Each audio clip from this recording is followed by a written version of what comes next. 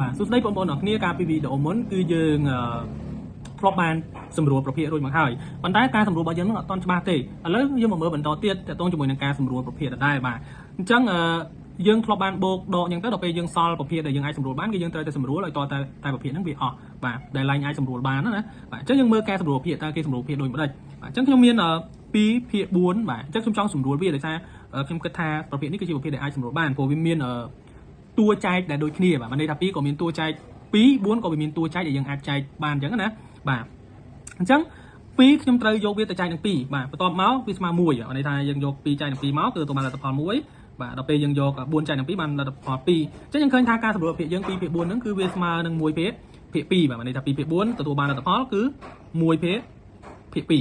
ឡូវយើងមកមើលបន្តទៀតតកតងជាមួយនឹងរូបភាពបាទអញ្ចឹងរូបភាពហ្នឹងមុនដំបូងវា2ភាគ4មានន័យថាយើងផាត់ពណ៌ណាបាទផាត់ពណ៌កន្លែងនេះទៅអាកន្លែងនេះហ្នឹងគឺ1ភាគ2បាទសំទោស1ភាគ4ដល់ពេលកន្លែងនេះគឺ1ភាគ4បាទមានន័យថាមួយផ្នែក1ភាគ4អញ្ចឹងគេផាត់ពណ៌2ផ្នែកហ្នឹងវាត្រូវជា2ភាគ4នេះបូកបញ្ចូលគ្នាណាមានន័យថាយើងបូកភាគយកនិងភាគយកភាគបាញ់យើងរសាយនៅដដែលអញ្ចឹងក្នុងករណីទាំងអស់ហ្នឹងបានន័យថា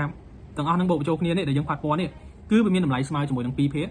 4បាទអញ្ចឹងយើងមាន2ភាគ4ហើយប៉ុន្តែដល់ពេលយើងចង់សម្រួលដល់ពេលយើងសម្រួលទៅឃើញថាលទ្ធផលយើងទទួលបានគឺ1ភាគ2នេះបានន័យថាកន្លែងនេះគឺ1ភាគ2ប៉ុន្តែសួរថាប្រភេទទាំងពីរហ្នឹងគឺស្មើគ្នាអត់គឺស្មើដដែលទេអត់មានប្រែប្រួលទៅណាទេបាទអញ្ចឹងបងប្អូនអរគ្នាមកមើលបន្តទៀតបាទ2ភាគ8ដល់ពេល2យើងអាចចែកជាមួយនឹង2បានអញ្ចឹង2ចែក2គឺទទួលបានផល1បាទដល់ពេល8ចែក2គឺទទួលបានផល4អញ្ចឹងយើងបានប្រភេទថ្មីមួយទៀតហ្នឹងគឺ1ភាគ4ប៉ុន្តែប្រភេទហ្នឹងគឺស្មើគ្នាដដែលណាបានន័យថា2ភាគ8ហ្នឹងគឺនៅតែស្មើជាមួយនឹង1ភាគ4ទេបើមិនជឿបងអាចគុណខ្វែងវាបានបាទអញ្ចឹងយើងមើលនេះបាទកន្លែងនេះគឺបានន័យថា1ភាគ8កន្លែងនេះក៏1ភាគ8ដែរព្រោះយើងបានពុះរង្វង់ហ្នឹងគឺជា8ចំណែកហើយយើងផាត់ពណ៌2ចំណែកបាទអញ្ចឹងបានន័យថា1ភាគ8 1ភាគ8 2ដងហ្នឹងគឺវាទៅជា2ភាគ8បាទអញ្ចឹងដល់ពេលដែលយើងសម្រួលវា2ភាគ8ហ្នឹងវាទៅជា1ភាគ4នេះកន្លែងនេះវាទៅជា1ភាគ4អញ្ចឹងសំណួរថាតើការផាត់ពណ៌ហ្នឹងដដែលអត់បាទដដែលទេគ្រាន់តែថាវាស្មើគ្នាប៉ុន្តែគ្រាន់តែថារូបភាពរបស់វាប្រែប្រួលពី8ចំណែកទៅជា4ចំណែកវិញបាទឥឡូវយើងមកដោះស្រាយលំហាត់បន្តទៀតបាទយើងដោះស្រាយលំហាត់ខ្ញុំមាន2ភាគ6បាទ2ភាគ6អញ្ចឹង2ភាគ6 2ភាគ6ហ្នឹងតើវាមានតួចែកដូចគ្នាហ្នឹងអីគេបាទអញ្ចឹងបានន័យថា6គឺវាមានតួចែករបស់វាហ្នឹងគឺអាចចែកនឹង2បានហើយ2ខ្លួនឯងហ្នឹងក៏អាចចែកនឹង2បានដែរអញ្ចឹងក្នុងករណីនេះគឺយើងបាន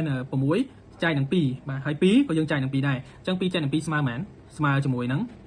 1ដល់ពេល6ចែក2ស្មើ3អញ្ចឹងបានន័យថាប្រភេទដែលយើងទទួលបានថ្មីហ្នឹងគឺ2ភាគ6ហ្នឹងគឺវាមានតម្លៃស្មើជាមួយនឹង1ភាគ